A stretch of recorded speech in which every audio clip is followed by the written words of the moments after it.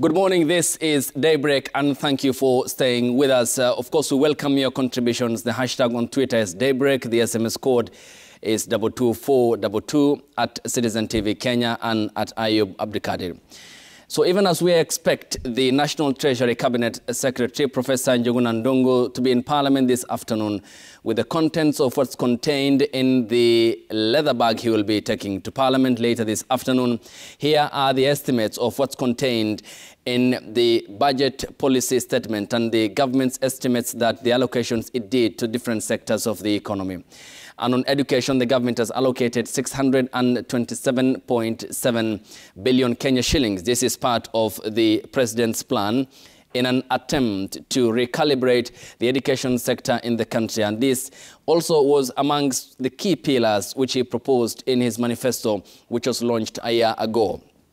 And of course, to the other different sectors of the education sector, including the breakdown of the numbers and what will go, for example, into the technical and vocational education and training, which was allocated 28.2 billion Kenya shillings, vocational education and training, 27.9 billion Kenya shillings, youth training and development, 55.6 million Kenya shillings. Also contained therein is matters regarding higher education and research, which was allocated 128.6 billion Kenya shillings. And these are some of the contents that will be targeted by the government in the education sector. University education will be allocated 127.4 billion Kenya shillings. Research, science, tech and innovation, 749.2 million Kenya shillings is what was allocated. The other breakdown also include basic education, and this is part of the targeted approach by the government, 147.8 billion Kenya shillings, which is part of the large chunk of over 600 billion allocated to the education sector. Primary education will account for 32.3 billion Kenya shillings, secondary education 103.9 billion Kenya shillings, quality assurance and standards will gobble up 52 billion Kenya shillings. Looking at also the other breakdown by the government in regards to the other sectors of the economy, teacher resource management, 314.9 billion Kenya shillings. This is part of the government's plan to also bridge the deficit in terms of the 116,000 teacher deficit in the country. Governance and standards, 1.3 billion Kenya shillings is what was allocated in terms of the breakdown. Let's come to health. And the government has a robust plan on the universal healthcare coverage in the country.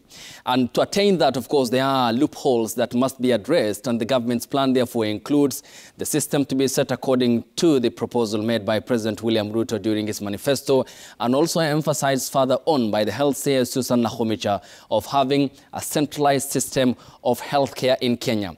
But to attain that, there are hurdles that the government must overcome, including the insurance scheme and the policy therein, which is the National Hospital Insurance Fund.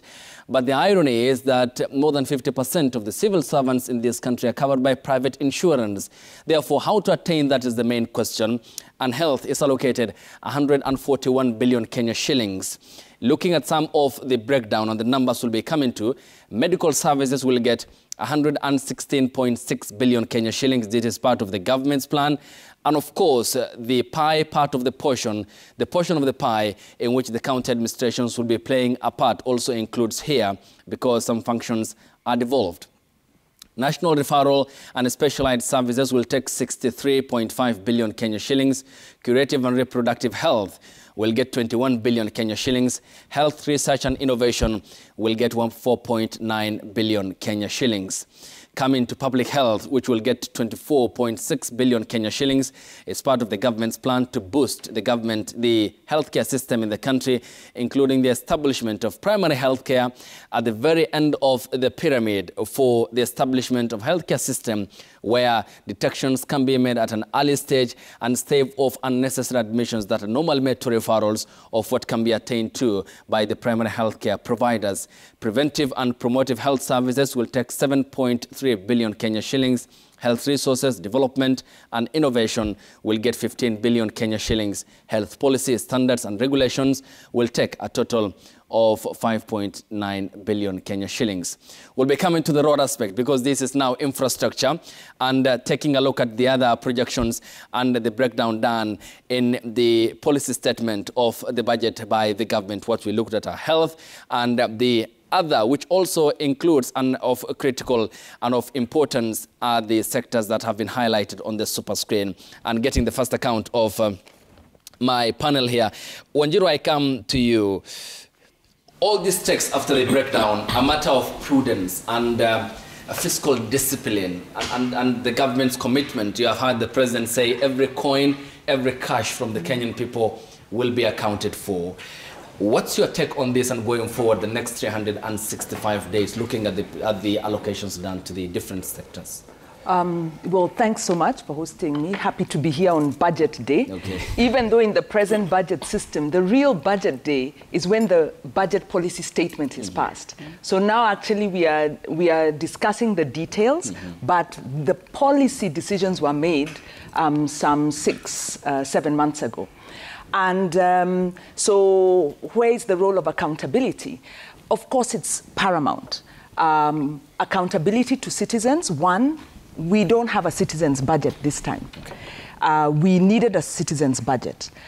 This particular budget, when looking through the Parliamentary Budget Office report on the same, says that there is high compliance with the public finance management requirements. So that's a plus. There is a very experienced team that has done a lot to ensure that the budget complies to the letter of the law. However, does that translate into accountability? Because citizens made themselves heard about taxation, excessive taxation. What they heard, citizens made themselves heard on various other things. There's the issue about funding in education, supporting tertiary education and things like that. Were those issues heard? So there is a gap. Yes. There is a gap in terms of the policy choices.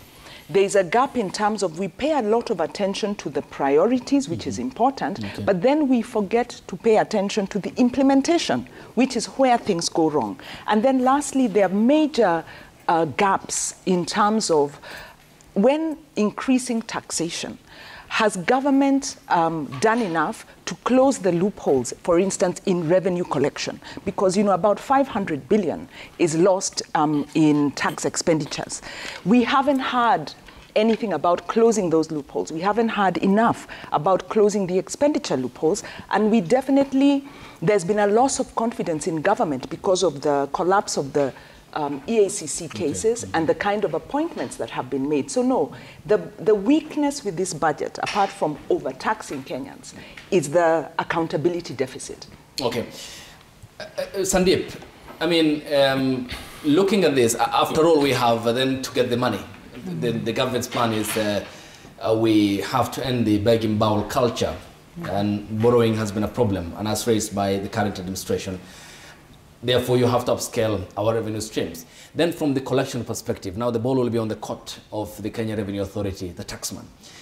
I mean, how will this be attained owing to an evident problem that also the head of state, he himself, His Excellency the President, pointed out of the rot at the Times Star, which he said there are officials at the Kenya Revenue Authority who are aiding and abetting tax evasion. How can we then attain and get the money needed to finance the biggest budget in the country's history? Yeah, thanks a lot, Ayub. And I think Wanjiru mentioned some very important points in terms of accountability and credibility. So the Kenya Revenue Authority over the years, and I've been doing tax for a very long time. So over the years, they have evolved. Remember, initially we used to have the manual system. Yeah. You go and line up outside Kenya Revenue Authority Times Towers, and you know, to have your returns filed. That was a 4-page document. But today we are using technology. So a lot has evolved, and I think the previous administrations, including the current one, is doing a lot in terms of using and deploying technology to actually then reduce the instances of what you're calling corruption. And technology plays a really big role because everything today and into the future is dependent on data. So the Revenue Authority is doing a lot in terms of now collecting data and ensuring that they try and expand the tax base. So definitely the issue is around the accountability and credibility, and I must bring to our attention one of the provisions in the finance bill as it stands. I think paragraph 5, subsection 4, that talks about exemption from gains and profits.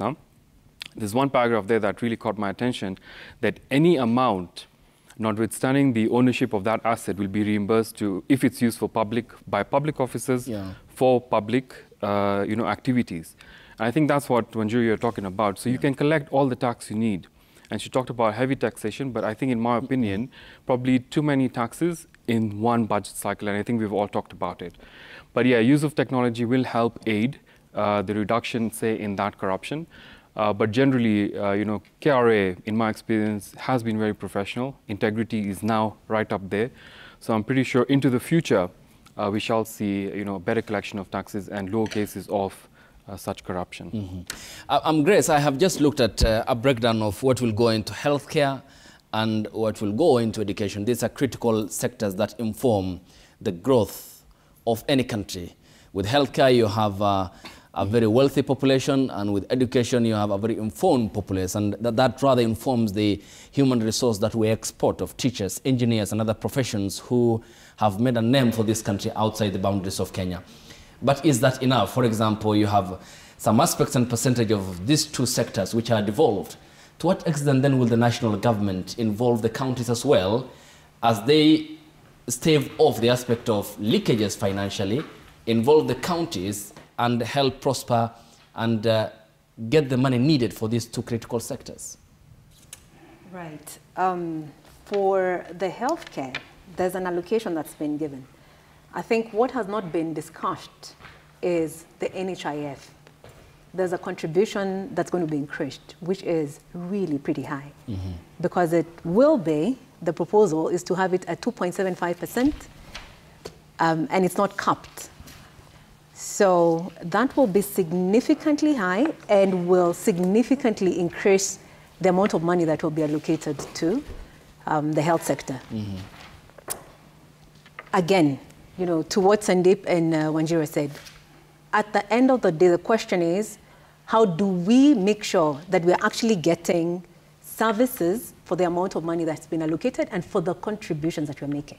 We've been contributing a maximum of 1,700 shillings as it stands right now for NHIF.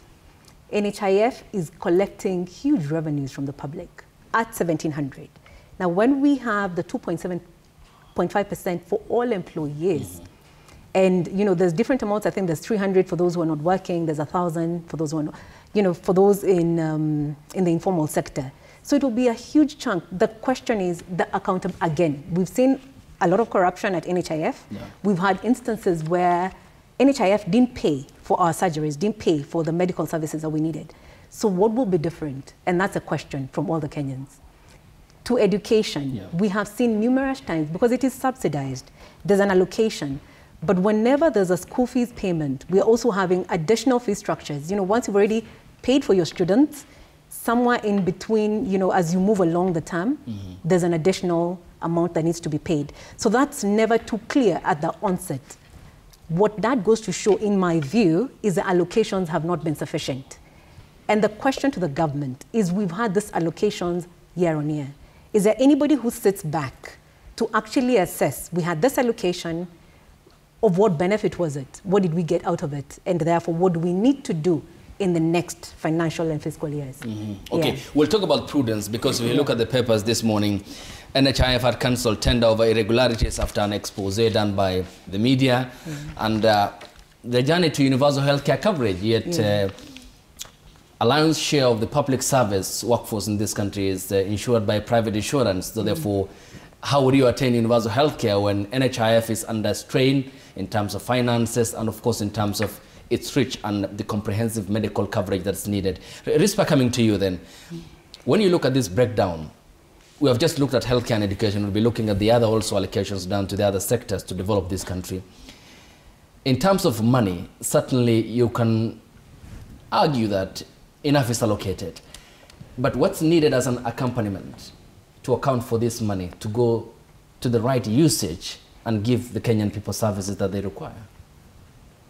Thank you, Ayub. Thank you for having me this morning. And I think my colleagues have already said quite a bit towards this. We come back to accountability on all these issues. The money is allocated, and I think Kenyans' biggest pain point is the experience that they've had in terms of leakages and money that does not go or is not spent prudently on what they expect. So we have the allocations. The budget has been allocated. Of course, Mr. President has spoken to us, assuring us that they're going to seal all the loopholes. And this being the first budget by the Kenya Kwanza government, of course, we need to have some faith and believe that they're going to do the right thing. The evaluation, especially on the implementation aspect, which goes side by side with accountability, can only come during the implementation as we go on. And I think we have the Office of the Auditor General and other structures that we believe should do their work and ensure that that accountability, we get feedback. Like Grace mentioned, before these budgets are read for the subsequent years, it would also be important to just have a feel of how the performance of the previous was, what it is that we're doing different to ensure that the leakages or misappropriations are appropriately dealt with. And for each and every of these ministries, I hope they also will, I mean, they're new people, the cabinet secretaries and all these people. So we may not put the sin of the past on them, if I may use that word, but we still expect quite a lot moving forward in terms of accountability and ensuring that this money, as you said, that has been allocated will be used correctly, prudently, efficiently, just to ensure that services are delivered as expected. Okay, and we'll be taking a look at the contents of the finance bill and what the government proposes to raise from the finance bill. We also have a budget deficit. We also have a headroom to borrow only 400 billion Kenya shillings because the debt ceiling is 9.6 trillion and we are likely going to hit that 10 trillion because we are at 9.6 trillion Kenya shillings at the moment. Wanjiru, we have talked about what it will all come down to, accountability and the usage of that money, and we've talked about the need for proper governance model. The head of state had said that he would be held responsible for every coin the Kenyan people pay. And whilst that is a goodwill that came from the head of state, he certainly has no institutional mandates over the institutions that have been mandated to fight corruption, for example, the Ethics and Anti-Corruption Commission and the larger criminal justice system that's made up by the DCI and the Office of the Director of Public Prosecutions. On record is the former president who said, we are losing 2 billion Kenya shillings a day. That mathematically comes to 720 billion Kenya shillings. In this budget, we have a deficit of 720 billion Kenya shillings. It then means that if we were to fight corruption, then this deficit wouldn't be there. Is this what the country's policymakers understand? And if not, when will they understand the cost of corruption and the impact it's having on our economy? Wow, Ayub, that's a big loaded question. And I'll say there's two parts to that. Corruption is about the money, but it's also about the priorities. Because if you look at it, for example, the SGR project, we needed to rehabilitate that railway line, but the choice of project was to go for the most expensive so that you can load in the rent-seeking opportunities. So apart from the expenditure side, there is also which projects are you implementing? When you say you're building dams, who is getting those contracts? In these PPPs, who are are there rent-seeking and are there interests already loaded into these projects? Because Edward Ouko, the former Auditor General, talked about budgeted corruption, where projects are conceived for the sole purpose of stealing. And this becomes a very critical issue. If you look at the ceilings in this budget, in terms of the allocations to energy and infrastructure, allocations to health, allocations to education, allocations to devolution, those ceilings haven't changed. So this budget is very much like the previous budget in terms of ceilings, the overall priorities. What has changed is when you look at some of the details of agriculture, they've tried to then to align to the manifesto, which is good. But we have a problem, as we've been saying, in terms of the social sector, the expenditures on health, the expenditures on education, the expenditures on agriculture. How are you going to have a bottom-up manifesto implemented if you are reducing financing to devolution? So this budget, for one, is killing devolution. And is not putting enough money into the sectors that they promise will create the transformation. So already those rent-seeking opportunities are in the budget, because energy and infrastructure is the big sector where a lot of money gets stolen.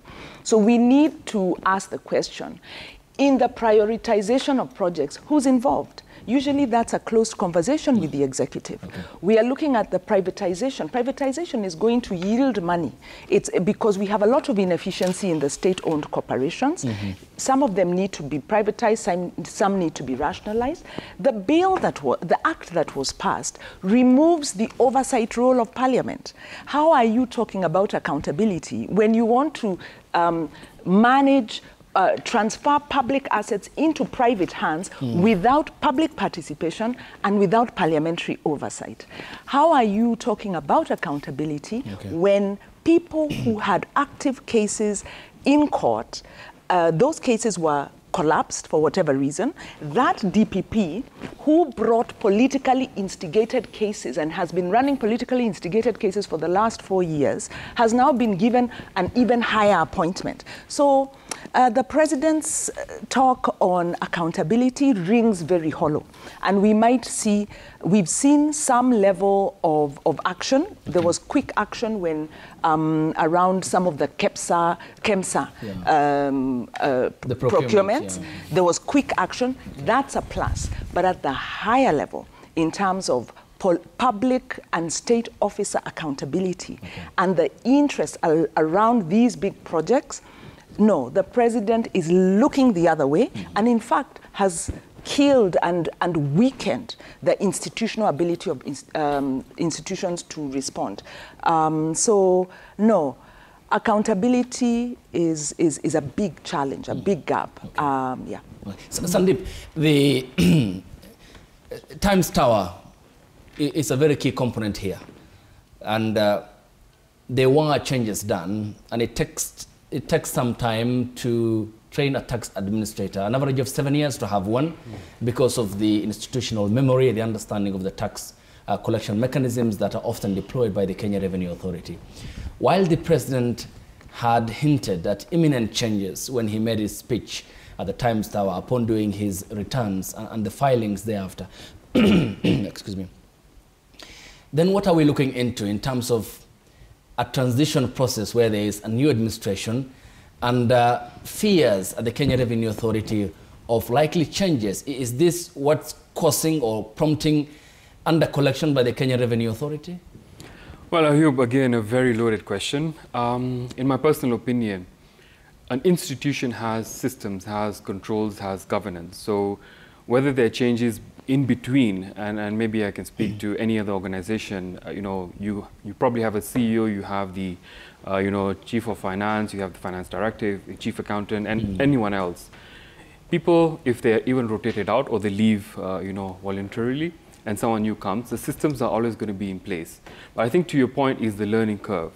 If you do not get someone who's already experienced and understands how taxes are administered and collected, then yes, you might see a challenge, you might see a downfall. But if you get someone who already understands, then either status quo will remain or an increase will happen.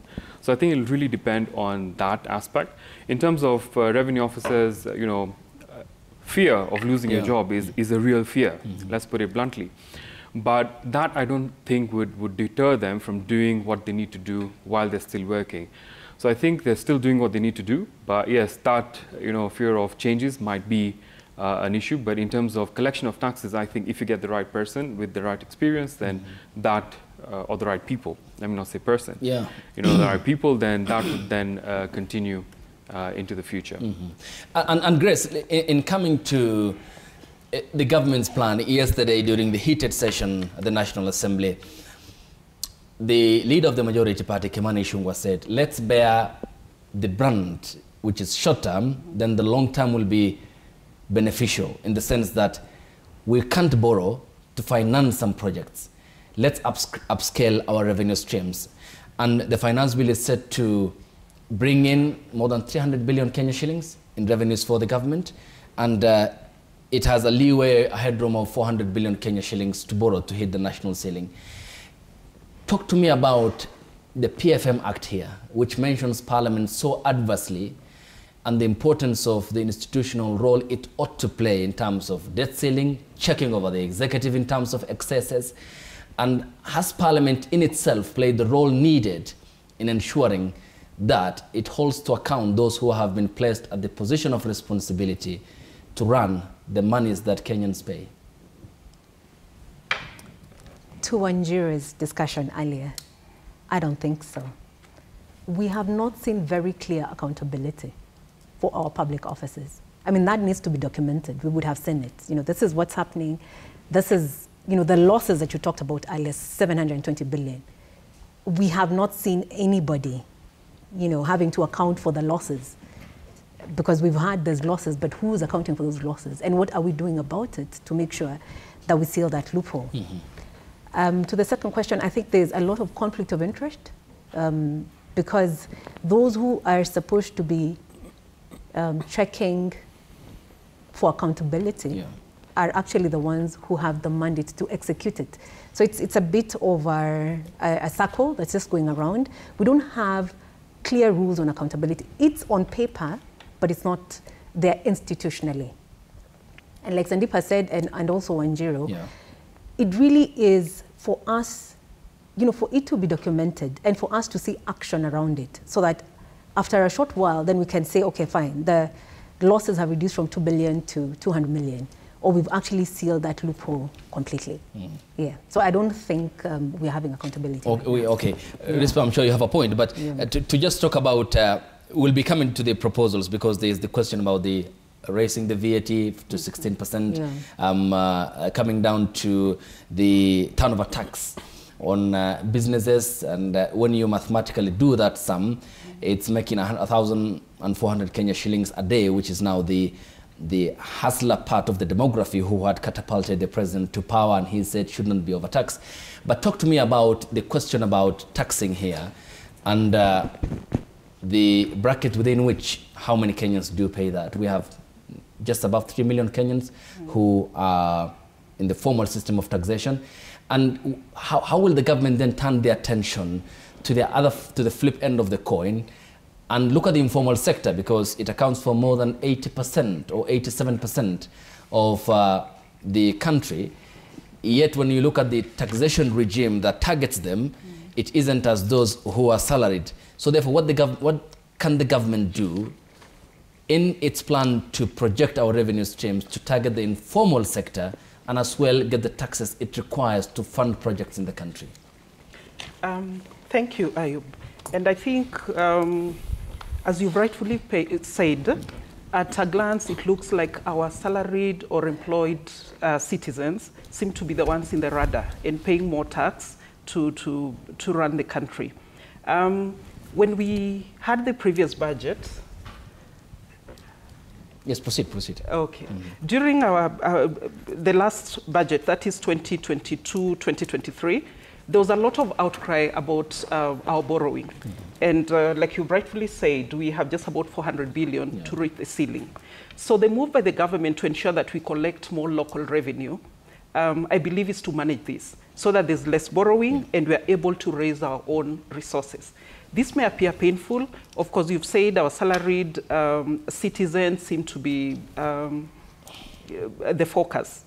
But I think there have been initiatives that ensure that the government also reaches these other people in terms of the turnover tax that you've talked about. That would also ensure that the small or SME or the people who are not in formal employment contribute to the tax basket.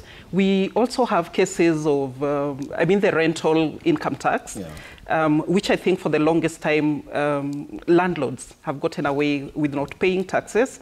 This has also been, there's been a move to ensure that our landlords are going to be paying tax and contributing to the same. But overall, looking at the tax that every Kenyan pay, in terms of consumption, Yeah. the consumption tax. I mean, when we all go to buy items, including the increase in the VAT that we probably are feeling is a pain at this point, and I could say there's a bit of misinformation about it. This would also ensure that everybody, in one way or the other, contributes to the tax that the government is trying to collect, majorly on the consumption aspect. And this is where there's the loudest outcry, because citizens feel the pinch, citizens are feeling the pain, but at the end of the day, I think this is the government's way of just ensuring that everybody is within the tax-paying bracket. Okay. Otherwise, the focus majorly has been on those who are employed. But they've made moves, they've made attempts to just ensure that everybody is contributing. Okay. Wanjiru, coming to you, it's a case of damned if you do, damned if you don't, and because the borrowing is where the focus is and improving on our revenue streams. And when we get back from the break, we'll proceed on that point and get back to the finance bill and the amendments made, the proposals which have not been touched by the National Assembly Finance and National Planning Committee, what that seeks to raise in terms of monies that will be channeled to our revenues, and then how the budget squeeze on salaried Kenyans ahead of the presentations to be made in Parliament today by the Treasury Cabinet Secretary, Professor Njuguna Ndung'u, will be laid out in terms of also the total debt repayment, which is a concern, our standing in the international market, and the red flags on the country. Eurobond is coming up for repayment next year, in about a year's time. And that is an obligation 10 years after 2014 that the country must repay the 2 billion Kenya shillings Eurobond debt. This is Daybreak on Citizen Television. The hashtag on Twitter is Daybreak. The SMS code is 22422 at Citizen TV Kenya, at Ayub Abdikadir, and we'll sample your feedback, questions, queries and views that you may have here on the broadcast as we break down the numbers for you on the specific allocations done to specific sectors here in the country on this special day, the special coverage of Budget 2023-2024.